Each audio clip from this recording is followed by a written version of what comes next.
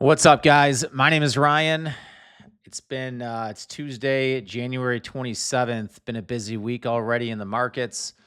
Lots of volatility. We have silver still doing its thing. We have big tech earnings coming up. We have Trump saying how he doesn't care if the dollar goes lower, and also saying that it's doing great. It is not, by the way. We might get a Fed chair announcement, and we have some comments coming from the Federal Reserve as well. So um, I'm going to get into a few stocks here that I'm just researching, and so I figured I would, I guess, just think out loud and record um, basically what I would normally be doing anyway tonight. So, going to look at Amazon, going to look at Tesla, going to look at Meta. Also, going to look at a few nuclear names that I commented on X this week, and also some other stocks that I've commented on X this week, including some lithium stocks and also a couple other stocks that I have my eye on. I did make one purchase today that that we're going to look at as well. So let's get into it. First things first. Let's see here if I could adjust my screen here. There we go. First things first is Amazon. Amazon is it's not my largest position because I have a lot of uranium companies, a lot of commodity companies that have that are up a few, some are up several 100% that I've been sitting in a while. So it's not my largest position, but it is my largest cost basis position. And the reason it is so big is I bought either end of December, beginning of January. And the reason I bought it, Amazon was only up 4% last year, which kind of blew my mind. Especially considering, how well the market did overall. A lot of the Mag 7 had good years, and Amazon just sitting there at a plus 4% was, to me, crazy because I love the bullish case for Amazon. It's going to be one of the biggest beneficiaries of autonomy. They've already announced they're going to be laying off, I don't know how many, but I think thousands of workers. And so obviously that's going to increase margins substantially. It is a AI infrastructure play. It has data centers. It has AWS. It has it's recently come out with a chip that's going to compete with NVIDIA and other chip makers. So it has its own chips. It has a relation. It's invested in Anthropic, which has been absolutely killing it. I think Anthropic. I use Grok. I use Anthropic, and I use ChatGPT. I think Anthropic is ahead of all of them right now. So, that continues to impress. What else did I miss? I mean, that Amazon has all that going on, and then it also has this fantastic chart going on as well. So, I got in Amazon around 224, I believe. So I'm up a little bit, but nothing crazy yet. I also do have call options that expire April 17th in Amazon, just at the 240 number. So doing okay with them. I'm hoping that we get a big run here. Look at this chart. This chart looks fantastic. It's been in an uptrend since April. This is the tariff lows here. April 25th or April of 2025. So these are the tariff lows. Ever since then, it has just been in this uptrend. It's bounced off it every time it's gotten a bounce. And now we're coming up on this little wedge pattern here. It's above all the moving averages. And I think once we bust through this, I think Amazon's going to go. I think, it'll be in price discovery mode at that point, because that'll be all-time highs. So I think Amazon is in a great spot here. I am very bullish on it.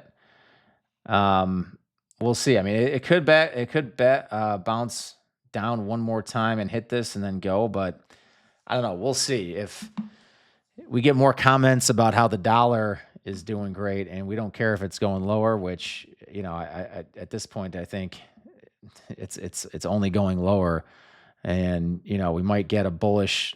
I think the market's going to react positively to whoever Trump appoints as the new Fed. If that happens this week, I mean, we might get a rip your face off rally across the entire market. So we will see what happens.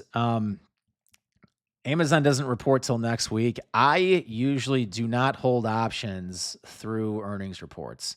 At least not, maybe some leaps I'll hold, but I don't usually, I just don't like playing earnings reports like that. I don't like guessing, you know, how the hell do I know if their earnings are going to beat or not beat what Wall Street's estimating? And then if they do beat, well, then they might not. They might say something in the earnings call, or Wall Street might not like the guidance that they give. So there's just too many unknowns and things beyond your control that I don't like just playing the earnings. I like the long-term thesis in Amazon, so I'm holding on to those options. And even if it dips, we still they're not expiring until April. So I'm going to hang on to all those. Amazon, again, my biggest cost basis in my portfolio. So that's Amazon. It's looking great. I'm excited for it. Tesla, they report, I believe, tomorrow. And Tesla, like Amazon, it has been in this uptrend since the tariff lows. This is the Liberation Day lows right here. And every single time Tesla has hit this trend line, it has bounced, and it's bounced up and up and up, and it's right on it right now. So to me, I also do have Tesla call options expiring in May at 500. So I am down on those options right now, but I am going to hold on to those options. And here's why. It doesn't matter. I think Tesla could come out with the worst earnings report possible. And as long as guidance is good, and Elon is typically a very optimistic person, he usually overestimates or overpromises, the timeline for certain things. But I think there's a lot of exciting developments around Tesla right now. I think people are getting excited about robo-taxi, autonomy, Optimus, their robots. There's been some pretty cool news, actually. If you have a Tesla and you subscribe to full self-driving, oh, by the way, they changed the subscription model for that as well. But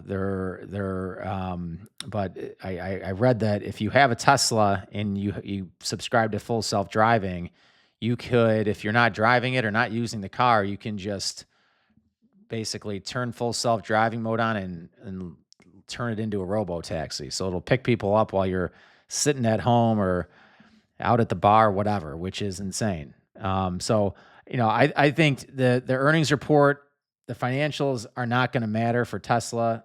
Investors, they're excited about the future and future income opportunities. And I think, I think that just knowing historically how Elon is, I think the market's going to react positively, or worst case scenario, it's going to be just muted. And I think we stay above this trend line. I honestly think we bounce, but whether or not we could break through this level here, which it hasn't been able to do, that's one thing. But I do think we get a bounce here on Tesla. I am holding Tesla. Meta. So I sold my call options. I do not have a position in Meta. I sold my call options. I scaled out of them last week and into Monday. Took a nice profit on them. I don't know. I mean, I didn't set the world on fire, but I did profit off them. Honestly, it looks really good. I mean, well, yeah, I mean, I don't know that I don't really see a head and shoulders here, but, it again, all these stocks, they've all been in a very solid uptrend since this is the April lows here. It's been a solid uptrend since. It had a huge pullback here. I think, listen, I think it's a great company. Obviously, I think if you're a long-term investor, that it's probably, if you want to buy it and sit in it, then it might not be a bad time to, start cost averaging in, and then if earnings pull back, you can add more. But for me, um, I just don't love it. Um, I think that I'm worried about some things with Meta. I think there's just too many question marks for me, at least to play the options. I mean, if you want to get an equity here, and the good news is if Meta does get positive earnings, this thing's going to run all the way up to at least 711. So it. If you like Meta, I personally would probably buy here. I think there's other opportunities that I'm more interested in. So, right or wrong, I mean, I think there's a decent opportunity for Meta. Like again, a positive earnings report, this thing goes to 710. It might go all the way to 750 or hit his all time highs, honestly. So, um, not a bad if you want to. It's there could be a high, lower, I would say it is a lower risk, higher reward opportunity, I think, in this position for Meta. But again, just not interested for myself. I got a lot, I have a lot of other plays going on. One of those plays, VG, um, still looking at this closely. Um, don't like that this closed below this trend line here. I think that we'll see what happens tomorrow. Hopefully, it looked like we were going to break out, and then, I was hoping for this gap to fill, but now we have pulled back. So we'll see what happens. I think that there's a good chance this pulls back for further. And I might let go of some of my options. I do still have equity. I still like this company long term. It's an LNG play, natural gas, U.S. natural gas selling to Europe. So overall, we'll see what happens. I'm in the green now. I might lock in those profits and just wait for the chart to develop a little bit more. And I'm still going to try to catch this gap up at some point. So. The other thing is nuclear tech. So yesterday there was a lot of red candlesticks that I think scared a lot of people. On Monday, it was actually pretty crazy. On Monday, the overnight trading, right when the markets opened on Sunday, COPX, the uranium ETFs, silver and gold were all like +5 all the way to like +9%. And then the opening was a little muted. It got bought up throughout the day, pretty much everything across all commodities. And then we really started pulling back. The afternoon was pretty ugly. Most of the companies still finished in the green or right around there, but it was just to see it just open up and then sell off like, as aggressively as it did throughout the day. It did worry a lot of people that it was a reverse candlestick and we were going to get a pullback. But today that did not come to fruition. Let me just see. And here's the good thing. Looking at all these stocks, like, let me see, CCJ, here's LAC. So here's the pullback, huge red candlestick, right? This is a lithium company, but it's still above all this support. So, until it breaks down, it's not really anything to worry about. It's something to keep an eye on. But today it did not confirm. There was no follow through. So I still like this company where it's at. I think, I've been beefing up my lithium positions as well as my copper positions. I have been adding a little bit to Um, very little to natural gas. You know, I don't love natural gas and I don't love oil. A lot of smart money and a lot of the commodity bulls have been putting their money in oil. So I am starting to look at it closer. Um, I just feel like we have, and maybe I'm wrong, I'm not an expert. I just feel like there is enough oil, at least in the short term, to meet demand. And Doomberg, I saw Doomberg on a podcast. I don't recall with who, but he agrees. He's in that camp, and he's been pretty. He's got a pretty good ear for the markets, um, but so do a lot of other people. And so it'll be interesting to see what happens. I am gonna slowly add in. There's actually here's a company right here, Petrobras. This has been absolutely tearing it, and this is Brazil's largest oil company. I think it's partially state owned, and I mean, look at this. This has been consolidating for since 2024 so basically for 2 years this thing has been consolidating and just chopping back and forth and finally busted out of this channel. um, this is, I have a theory as to why this is doing so well. Um, well, first of all, it is a play on a weaker dollar because it's Brazil, but ever since Brazil has a socialist president, and when the whole Venezuela thing, there was China got a lot of their oil from Venezuela. They got a lot of their cheap oil from Venezuela because a lot of Venezuela's oil it takes a lot to refine it. So they sell it cheaper because the cost to refine it is a lot more expensive. So China got a lot of their oil from Venezuela, and you know, uh, it's going to be interesting to see what that disruption is like. Um, I think they might be getting.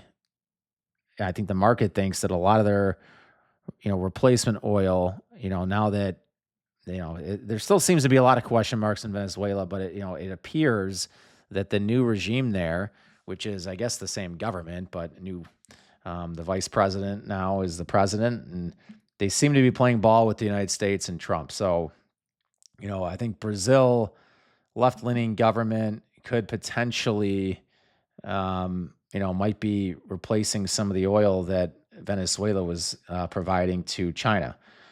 So, um, so again, I think if you like oil, it is a lot of these oil stocks. The charts all look good. So this might be a pretty. It's just breaking out. So I'm gonna consider adding into this at some point, just as a portfolio stabilizer. But we'll see. Petrobras, something to keep an eye on. I did make a purchase today, and I'm gonna pull that stock up here. I wasn't gonna bring it up, but do I have it on here? No, I don't. So I wasn't gonna bring it up, but I will bring it up now. It is a chemical company. If I could find where am I going here? Okay, there we go. Sorry about that. So I have been also buying chemical companies. Um, these are very cyclical. Um, the AI infrastructure build out, they are going to benefit from that. It's curling up here. I've been in WLK for a while, and I shouldn't say a while, but I'm up about 20% on it. I think my average costs, I bought it somewhere around here. I mean, look at this. This is a beautiful inverse head and shoulders pattern here. I mean, it's absolutely gorgeous. So that's bullish. The chart looks great. It is a cyclical, all commodities are going up. Um, and let me, I need to say it again. We are in my view, we are on the cusp or entering or at the very beginning of a generational bull market in commodities. Gold and silver are only the beginning. I think copper, lithium are going to be the next commodities to really run, but it's going to happen everywhere. And so, especially if you're trading in dollars or investing in dollars. So, this is a company, Westlake. They are a chemical company in North America, and then LYB, Lyondell Basel, if I'm saying that right. They pay a pretty nice dividend as well. But I mean, look at this chart. Um, it's finally curling up off the bottoms here as well. So um, there is a very bullish case for these stocks. They are very beaten down. This one was up. I mean, these stocks are 50% off their highs. So I've owned WLK. I bought LYB today. Um, so they're cyclical. The chemicals they use are applications for industrial use. Plastics. It's data centers is gonna help this. And then from a geopolitical standpoint, China. Again, I'll bring up the Venezuela thing as well. There's a little bit of a question mark as to how they're going to get this cheap crude. If they're still going to get it to Venezuela, or if they have to buy other crude, they will have to buy it at a higher price point. So, the theory is that if they have to get more oil from other places, they won't be able to get the discounted oil from Venezuela that is sludgy and not as high quality, and they'll have to pay more, and that affects their margins. So that is a theory, a bullish part of the bull case for North American chemical companies, because they're going to be competing. They that advantage that China had. That's going to hurt their margins, and they're going to have to increase their prices for their chemicals. Tariffs continue to hurt China and their chemical companies. There are some ingredients that are subject to tariffs, and then there are European competitors. And European competitors, it's the winter, and Europe pays a fortune for natural gas for a lot of self-inflicted reasons, but they pay 4 to 5 times what the United States pays in natural gas and energy costs, and natural gas is a component is used for some of these chemicals. So, big advantage against China and Europe. For some of these chemical companies, especially, just given some of the geopolitics and the cost of natural gas right now in Europe. So, and on top of that, they should benefit from more data center and AI infrastructure. So, anyway, charts look good. I think it's a pretty low risk opportunity to buy these two companies. I once again bought LYB today. I have WLK. Let's go back to a few of these other companies. Uranium futures, the price of uranium, Zero Hedge just posted, is on the upswing right now. So I mentioned, lithium and copper, but uranium is going to be right there as well. I'm probably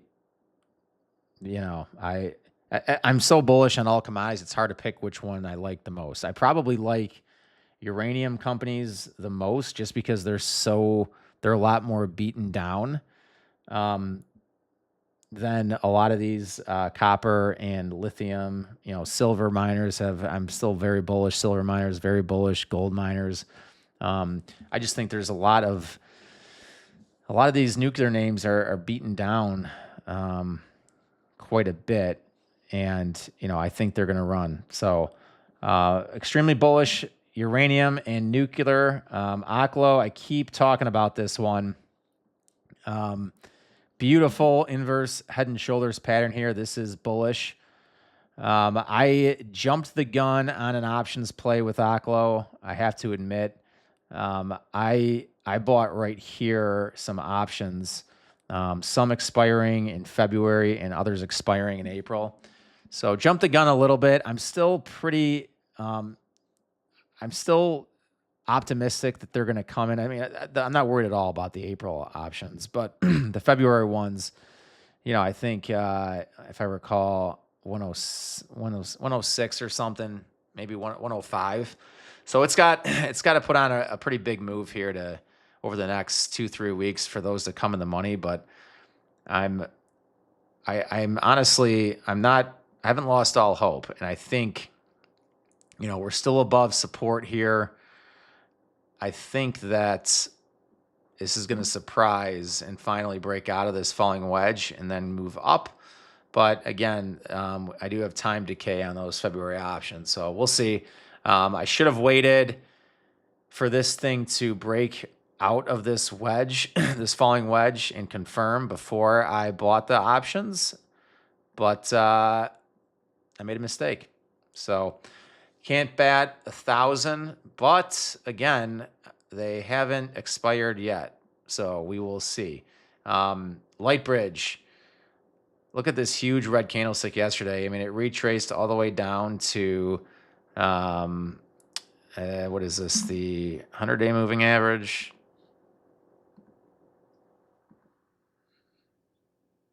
All the way down to the 50 and 100-day moving average. Yeah. So then it bounced right off that. So I think we're going to go back up and, probably form an uptrend here with Lightbridge. So we'll see how that goes. LEU had a big day. Again, this is still in an uptrend. This bounced right off of this uptrend, and I think we're going to continue to go higher. SMR is really down there. I bought SMR. I think I may have bought it right here. I got to double check, but somewhere in this area, I am up on it. It was just so low. What's great about buying stocks this low is that there's so much support down here. Yeah, it could go down further, but listen, we are in a commodities bull market. We are in bullish nuclear. The government is pouring money into this space. Big tech is pouring money into this space. Energy is the bottleneck for AI, and it's going to lift the whole sector up. And this is a company that was all the way at almost $60 in October. So we could literally see this thing triple this year and get back to these numbers. So, and I think once it breaks out of, once it gets to 23, 24, it might be game on. It might run pretty quickly up to 35 or so. So anyway, SMR looks pretty cheap right now. And then here are some lithium names that I am in. Standard Lithium, again, huge red candlestick, still on top of support right here, though. And then it bounced back today. We'll see what happens tomorrow. And then we have, let's see, LAC, Lithium Americas, huge red candlestick again. But again, there's support right here. We didn't break through it. We bounced up. So, I think we go higher over the medium to long term and maybe even the short term. So last stock I want to show here is CCJ. So a lot of the uranium names, actually, let me pull up, and I tweeted about this yesterday. I'm going to do CCJ, but I'm going to pull up a couple other uranium names just to show you. So CCJ, this is an uptrend since November 2024. So,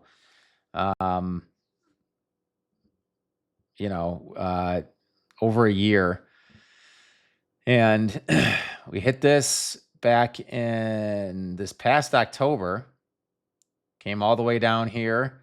I bought a no, I bought Cameco down here, and yeah, Cameco, I bought it right down here. Look at that. This is one of the stocks during the tariff Liberation Day. I bought, I think, more Cameco than I bought of any other position, and I nailed the bottom. You don't do that's hard to do. I'm just realizing that. So Cameco, I've done very well on.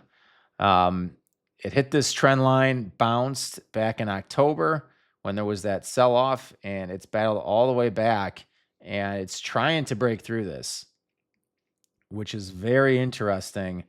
There's a lot of rating agencies have been coming out with a higher price target for Cameco. A lot of bullish news. Cameco, we're on a rebirth of uranium right now, and Cameco it almost has a monopoly in North America.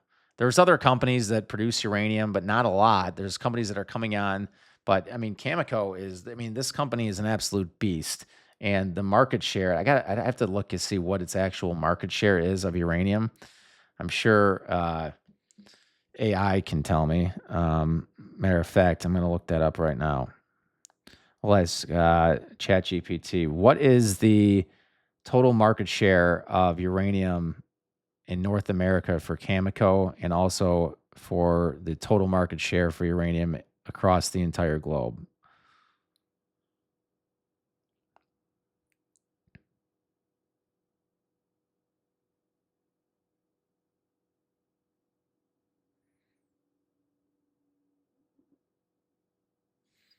All right, well, it's thinking, but see how quickly this got rejected and then backtracked. Cameco is fighting to get above this, and we're pretty damn close. So um, that's very interesting because Cameco is the leader. A couple other stocks. We have UUU. They have a lot of rare earths, a lot of uranium. They hit their all-time high, and then look at this monster red candlestick. That is, by the way, ChatGPT is struggling with this question. Might have to ask Claude, but we have massive rejection of this. I mean, this thing backtracked from 26.67 and closed 23.39. That is a huge reversal midday. But look at this. It backtracked, and look at this uptrend. Look at how perfectly this is going to connect. I mean, anybody who says technical analysis doesn't mean anything is an ignorant buffoon. I mean, I shouldn't say they're buffoon. They're just ignorant. And ignore them at your own peril. Look how perfect this is going to be. I mean, it's maybe not absolutely perfect, but it's pretty damn close. I mean, so not the longest uptrend, and so it's not going to be the strongest resistance. The longer the resistance, the longer the but we'll see. It was just interesting to see that get rejected, while at the same time Denison Mines hit this long-term trend line. Again, like, look at this. Look at how crazy this is. This trend line from way back here, boom, boom, boom, boom. I mean, that trend line starting from 2023, and it hit the high here of this trend line, got rejected. Huge red candlestick right here. Just like UUU, huge red candlestick, rejected, and then it bounced back, almost got back to the top. So We have that one, and then let's see here. I thought there was another one that was pretty interesting to see it get rejected. Let's see, Bannerman, Paladin. Let's see if there's anything on here. I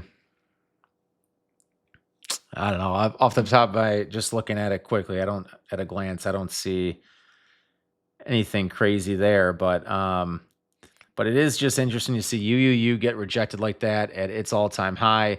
DNN get rejected at the top of its trend. But CCJ holding on, battling through. I think if CCJ breaks through this trend line and gets going, the entire market is going to follow it. So this is very developing. So anyway, I'm going to end it there. Very bullish commodities, very bullish uranium. I am might dabble in. I really like these chemical companies, and I might beef up my positions in them a little bit more. So, or play some call options. We'll see. So anyway, that's what I got for tonight. If you like this type of content, like and subscribe, and we'll catch you in the next one. Take care.